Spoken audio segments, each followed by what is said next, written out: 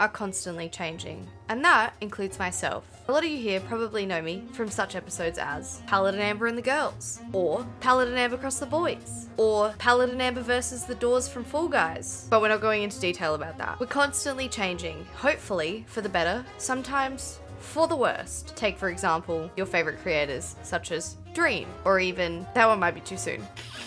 Sometimes what I'm saying is you don't really know the creator behind the channel. And I thought, what a better way for us to get to know each other by taking some online personality quizzes together, and just quizzes in general. Yes, before you ask, I am going to take an autism assessment test. I already know I've been touched by the tism. It's a spectrum, and it's lightly grazed me. Might be a lie. It's definitely hit me like a ton of bricks. Hopefully, by the end of this, we know each other a little bit better. I don't think the online quizzes can diagnose people with anything, and I certainly don't think that they can be the answer to all of your problems. However, if you like to have a little bit of fun and you want to just have a little goofy haha with me, let's just jump straight into the quizzes, shall we? Emotional intelligence, very important. Some people say that empathy is earned, not learned. I've learned and earned mine. So let's see how much emotional intelligence I truly have. I try not to draw attention to myself.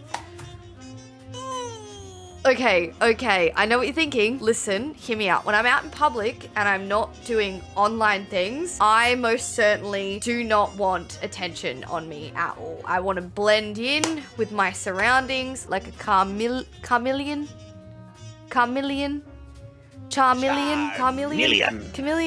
Like a chameleon. I'm glad this isn't an IQ test. I like to blend in like a chameleon so that people don't notice me. But when I'm online, that's a different story. So I'm gonna split it down the middle. Find it easy to motivate and inspire others. I agree. I feel energized in social settings. No.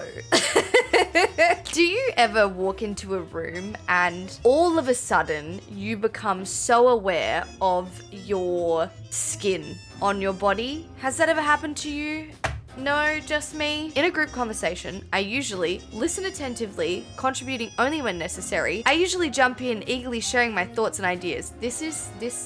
If you have ADHD, chances are you always interrupt in between things because the conversation flow doesn't work the same as neurotypical conversation. So I would say I always jump in. I find it easy to make friends. I agree. I prefer to communicate via face-to-face or over the phone through, I don't mind either, actually. There are a time and a place for both. Sometimes some people will just be like, oh, can I just call you really quickly? And they'll waffle on for ages and it's like, you could have literally just sent me that in a text message. Or sometimes people will be like, hey, blah, blah, blah, do you have like 5 minutes for a call? It's really important. And then, or like the other way around, you'll be like, hey, do you have 5 minutes for a call? And they're like, oh, can you just text me? And it's like, it'd just be so much easier to call you and tell you. I don't know if anyone's going to agree with me on this actually, but work is 100% through emails, text, or messaging because I love to have, and say it with me, paper trails. Really important to have paper trails, especially when you're handling anything business. So business is always through emails, texts, and messages, face-to-face or over the phone for anything that's more personalized. And I guess this is emotional intelligence. It's got nothing to do with work, so face-to-face. I enjoy being the center of attention in social gatherings. Absolutely not. Not even at my birthday do I like being the center of attention, and they're there to celebrate my existence. And I don't know if anyone else has ever had that moment where the cake comes out and everyone is singing happy birthday to you, but all you want to do is shrink down into a little ball and disappear into the cake for a second. That's me. I am more productive when I work in a completely quiet environment with minimal distractions. I think I'm more productive with noise, so I disagree. I look forward to and enjoy attending parties, social gatherings.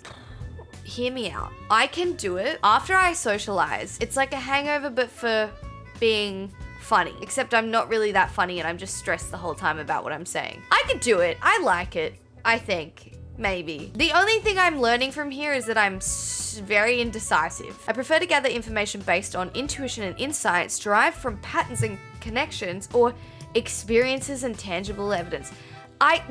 Both. Where is the both option? There should be a both option on this one. This one's gonna suck because I agree both are important. Tangible experiences so that way then I can learn the pattern recognition. Like I can't learn the recognition or like the connection experiences then, I guess. I prefer to communicate with others by providing specific details and concrete examples, discussing broader concepts and exploring ideas. I love providing details. If I'm like trying to express something, or if I'm trying to like get to the bottom of something, I always will reference something else and be like, I'm not trying to reference this in a negative or a positive way. I'm just saying that this is the thing that I'm going to base this thing around, so that way then we can kind of go through and then look at all the details and look at everything and see how it kind of fares, and then we can find a solution based on that. So A. When meeting someone new, I focus more on engaging in deep conversations and exploring ideas. Is this you, viewer? Or observing their actions and behaviors? For those of my traumatized baddies out there, it would be actions and behaviors, but mine would have to also be exploring deep conversations and exploring ideas, because I also find that sometimes people don't always portray themselves as their outward personality.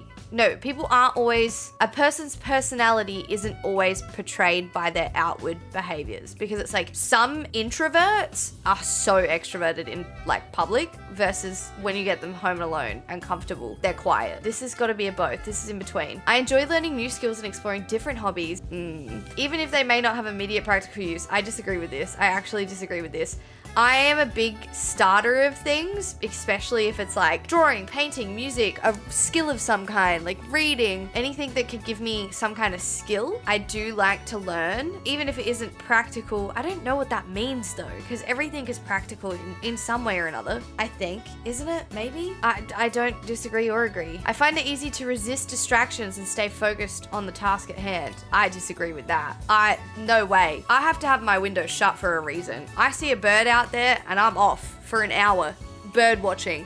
I'm not even bird watching age, but I see a fucking willy wagtail out the back and that's it. I'm gone. I am in on it. If I see a piping shrike, because I try and get those. See what I mean? See what I mean? I am fascinated by abstract concepts and theories, even if they don't have immediate real-world applications. I don't know. I'm in the middle about that. I prefer to follow routine or structured plan.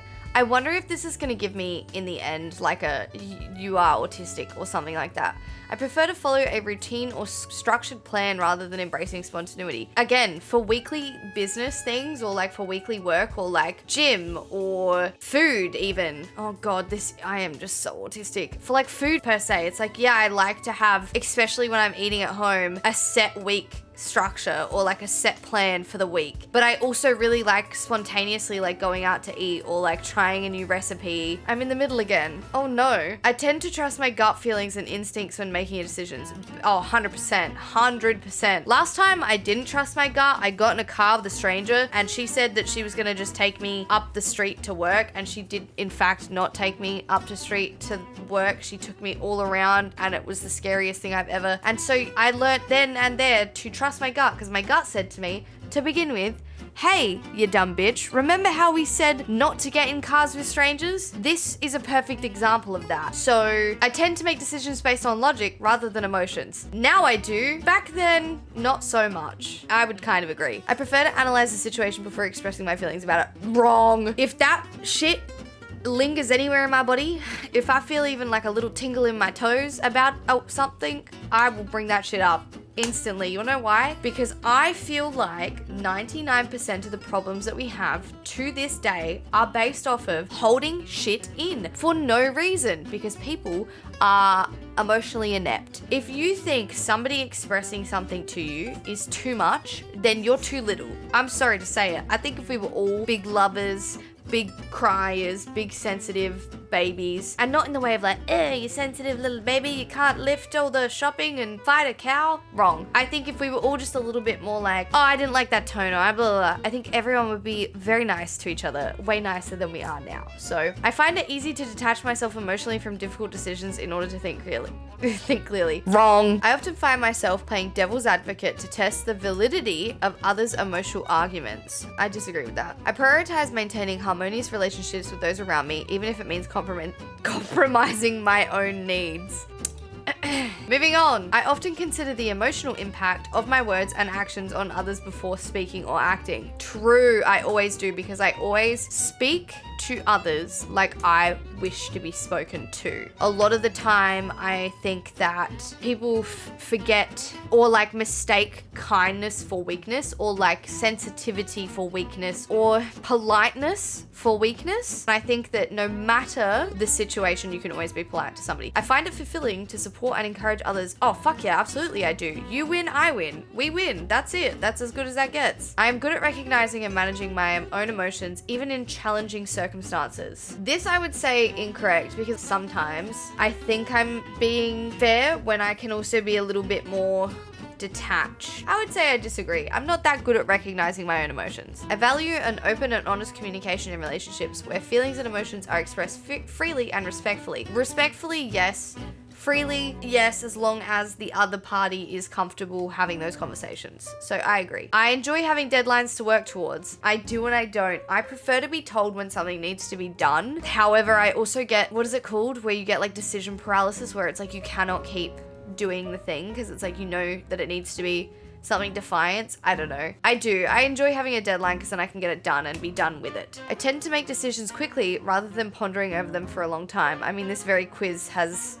Yeah. I prefer to keep my options open rather than committing to one course of action. Not true. Not true. I love, if it ain't broke, don't fix it type of mentality. So if something works, you don't need to fuck around with it. Leave it be. It's why I haven't upgraded either of my computers in the last 8 years. Realistically, it ain't broke, so I ain't gonna fix it. It's a little broken actually, I'm not gonna lie, but they're still good. And I say this because when I was a kid, I didn't have a lot. And then when something was broken, I felt like if I got rid of that thing, or if I put that thing in the bin, I would be abandoning it. This was to get to know each other. I'm sharing. Now it's your turn. In the comment section below, let me know. As a kid, did you find it really, really hard when you had to like throw something away, or if a toy broke, or if a teddy was sleeping on the floor because you felt like you were abandoning it, or it would feel sad? Just let me know in the comments below. Disagree.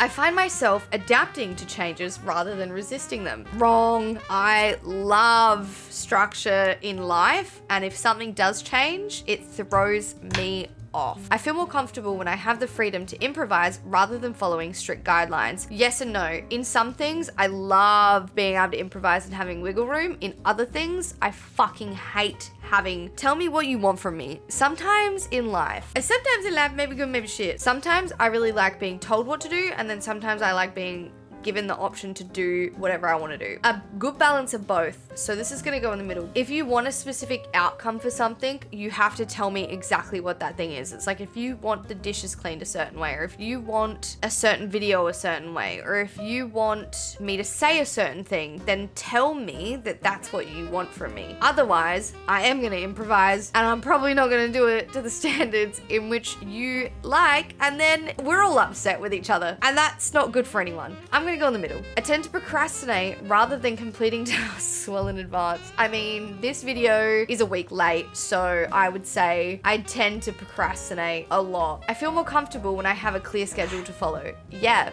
I do, but I can't follow a schedule. Isn't that a double-edged sword? Yes, I do find it better. I often find myself reflecting on past experiences to understand and improve my relationship with others. Always. Self-reflection or deep reflection on any circumstance and any scenario. Consistent reflection too will always offer up a new angle or a new understanding of something. You know, you can revisit something years and years and years later that you may have made peace with, and you may make peace with it even more, or understand something further. Or I guess you could also allow yourself then to forgive yourself for certain things, like further down the line, like stuff that you might not be comfortable with looking into while they're happening or just after they've happened. It's always good to go back and have a look at that. You are so much richer for it. Being rich doesn't necessarily always mean financially. Being rich could be emotionally, with love, with friendship, with family, with hobbies, with whatever that means to you. And I think a lot of the time, the richer the relationships around you, the richer your life experience. So yes, big agree. I am skilled at recognizing and managing my own emotions in high pressure situations.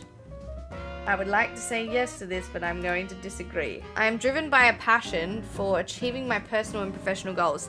I am driven. I think this is like, what do they call it? Youngest sibling syndrome. I am driven by the idea that if I don't succeed, I'm not worthy. So no, I'm not driven necessarily just by passion, but a passion to achieve my goals so that everyone loves me.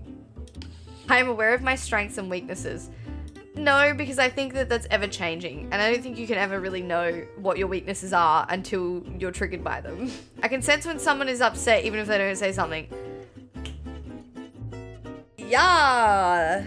That's the tism though. Would you rather receive constructive criticism about your work or give constructive Neither, bro. Actually, neither. 9 times out of 10, constructive criticism is just a way for people to hide their thoughts and feelings in. Because 9 times out of 10, they never give you an answer to how to fix something. It's always just like, hey, the thing that you're doing fucking sucked. Or hey, I didn't like that thing, and then change it. I don't want to criticize. I want to be the criticizee. Would you rather constantly strive to achieve high standards in your work or focus on maintaining a balanced emotional state?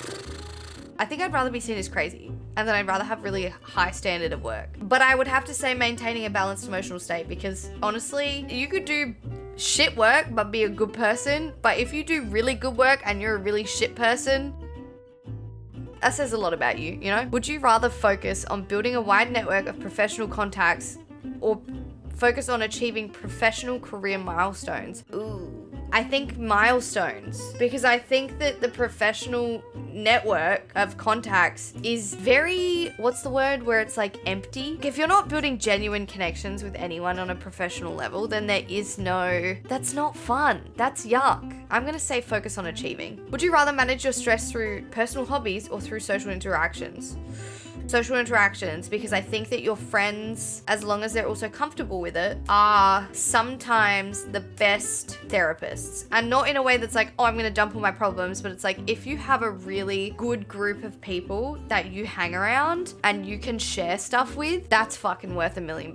You receive a critical email from a colleague that makes you feel upset. Do you A, respond immediately, addressing your colleague's points directly, or B, take a break, reflect on your feelings, and respond later with a composed email? Me writing a composed email when I'm stressed out and I've heard something bad. Insert that song that's like, first off, fuck you, fuck, you know what I'm saying? So I probably would go with the B, because in a professional setting, you can't get your feelings hurt.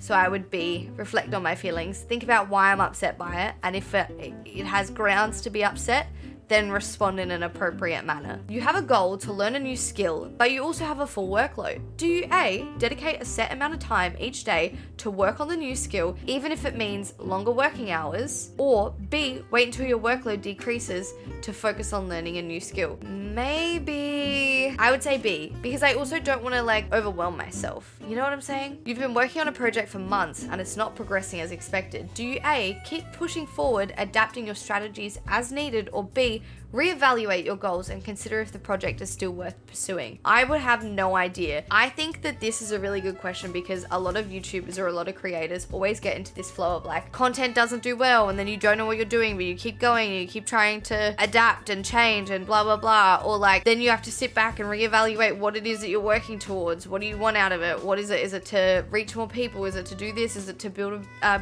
connection with your audience, you know? This personality test with you guys so that you know who I am, kind of, a little bit, maybe. I don't know. So I'm gonna go in the middle. Oh, I'm very good at reading body language. I am so good at reading body language. I'll tell you how good I am at reading body language. One time, I happened to be with a friend and I could tell that these two really, really, really liked each other, but neither of them had said anything to each other. We were like all a group at the time, just by the way that they refused to make eye contact with each other. They wouldn't look at each other, but anytime they spoke, you could tell that they were listening to each other. I'm really good at reading body language. I'm not really good at reading my own body language. I find it easy to maintain relationships with others. Yeah, my best friend's been my best friend for nearly 20 years, so I set long-term goals for myself and stay committed to achieving them. I'm not a big believer in long-term goals, and that might sound crazy, but I also think the longer the goal, the harder it is to get, because things are so ever evolving and life changes and there are like so many variables that happen along the constants. Haha, Bioshock. I would say I don't set myself super long-term goals, but it's like long-term in the sense of like 6 months or a year I'm comfortable with. You witness a senior executive at your company make discriminatory remarks towards a colleague. You A, report the executive to HR, risking potential backlash or career repercussions, or B, speak to the executive privately and urge them to apologize and make amends. A, why would I even bother speaking to, what power do I have? You find out that your spouse is having an affair with someone you know. Do you A, confront both your spouse and the person publicly, demanding accountability? See, the petty side of me says yes. It's like the two Kermit memes where it's like, shame them on Twitter, make them pay, and then it's address the issue privately with them because that's the more mature thing to do. Do it. In the middle. I'm in the middle about it. Your best friend is running for a political position and asks you to lie about, I'm lying, that's my bestie. That is my bestie. Just kidding. It depends on what it is. It's like if I was to lie, if my bestie was like, babe, can you lie and say that I never in my life have smoked a cigarette, I'd be like, bet. Is there any photos of you smoking a cigarette though? Or I'd be like, why? Are you trying, or can we not just like feed it into your political party somewhere that it's like, you used to be a smoker and now you understand why you shouldn't type of thing. But that's my bestie. It depends on what the lie is about, you know? Lying is bad in general, but it depends on what the lie is about. I'm on the fence about that. You find out that a respected and beloved leader in your community has committed a serious crime in the past. This is so dramatic. These last questions are so dramatic. Do you A, expose their past to the public, prioritizing truth and justice, or B, keep the information to yourself and avoid disrupting the community, focusing on the present contributions of the leader?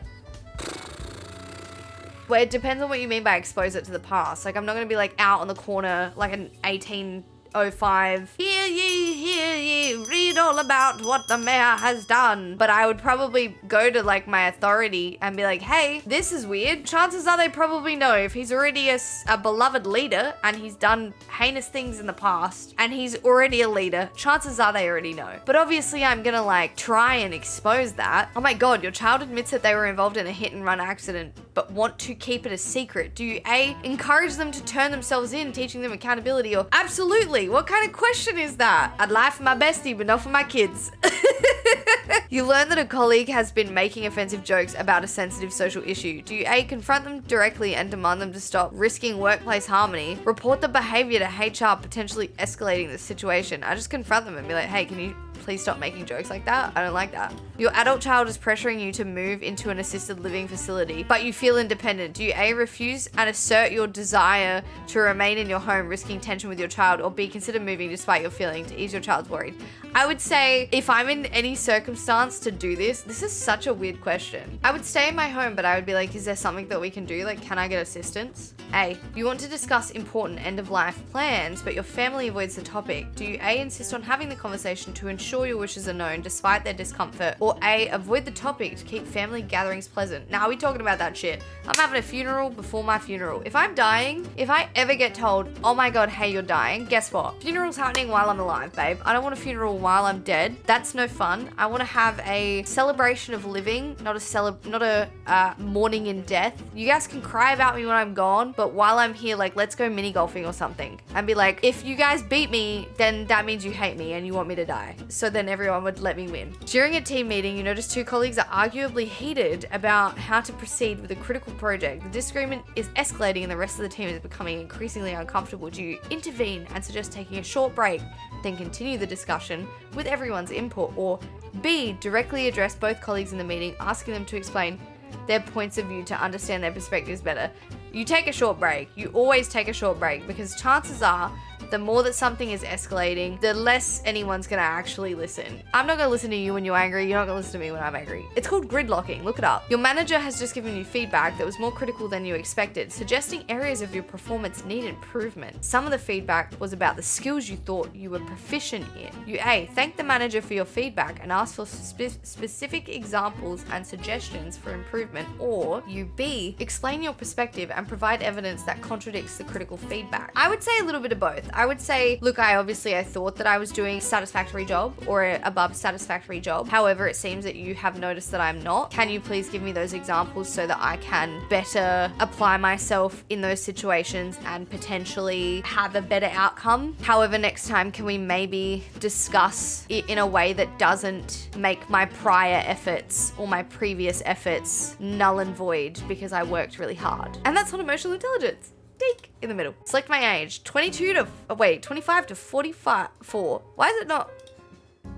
I'm female. Okay, I knew this was gonna do this. Bet you that this is not even gonna show me unless I sign up. You better give me my results. Oh my God, no, this gave me like a full... I'm known as the provider? Oh no. Oh, this is awful. Okay, so I don't recommend taking this test, number one, because it made me pay 99 cents to see my results. And it's also told me that I am the same as Oprah Winfrey and Joe Biden, which also not cool. I got fucking zero self-awareness though. I don't know what that means. My empathy, a little low. My self-regulation, high. ESFJ, known as the provider. Oh my God. I want to see this whole thing. Give me this whole thing. Let me see this. There's so many. The chief, the provider, that's me. The mystic, the strategist, the inspector, the protector. Oh God, no. I'm the provider. I don't want to be a provider. I want to be provided for. I want to be provided for. You know what I'm saying? My strengths. Oh, my weaknesses. Oh no, my strengths are strong practical skills, strong sense of duty, my loyalty and my trustworthiness, sensitivity and warmth, social connectivity, organizational skills. Wrong. I don't have good organizational skills. I don't think. Your strong desire to maintain a positive social image can sometimes limit your creativity and open-mindedness. In this economy, there is no room for free thought. There is no room for it. I'm not getting into it. Before you type some mean things in the comments below, a lot of the time, a lot of things that you could say can be taken out of context or contextually might offend somebody, and that is really difficult. So I feel attacked by that. See how easy that is? My inflexibility. Oh, the fact that those two things are together though is really quite funny. Sensitivity, okay, all right. And my need, okay. I feel attacked. I actually feel attacked. Self-neglect in helping others, that's funny. And my tendency to seek approval. All right, can we get to the good bit? If you want this in a more in-depth answer, I could maybe post this somewhere, or like we could talk about it more in a different video. We could go into depth about it, but this is just upsetting now. My key characteristics though are I'm socially engaged, altruistic, helping others whether through offering emotional support, volunteering, or being there for your friends in needs, responsible, opinionated, loyal. Now, am I autistic? That's the real question. Female, I think. Okay. I often find it challenging to start a new conversation with new people, and I feel neutral about that. I sometimes struggle to understand social cues such as body languages and facial expressions. I strongly agree. I heavily read into that. I prefer spending time alone rather than engaging in social gatherings. Neutral.